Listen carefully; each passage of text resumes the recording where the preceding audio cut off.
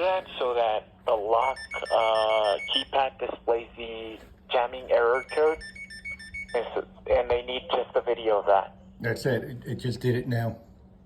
When you say the error, you mean the keypad flashes? Yeah, when the keypad flashes and the deadbolt is not extending, it's trying to do it. Yeah, it's 2/3 of the way extended, and the face just flashed, indicating the problem. Let's see if it tries it again. It will try it again. It'll happen again. It's 2/3 shot. Yeah, just film the issue. Okay. Film it and reply. I'm going to send you the email once you film it, and just reply with that video. Sure thing. Will do.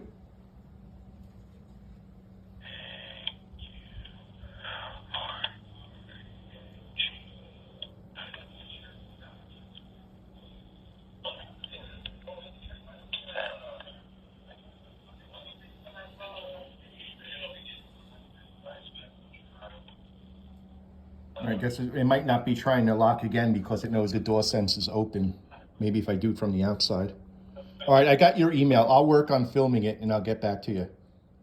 Okay. All right. Thanks for your time. Our pleasure. All right. Bye-bye.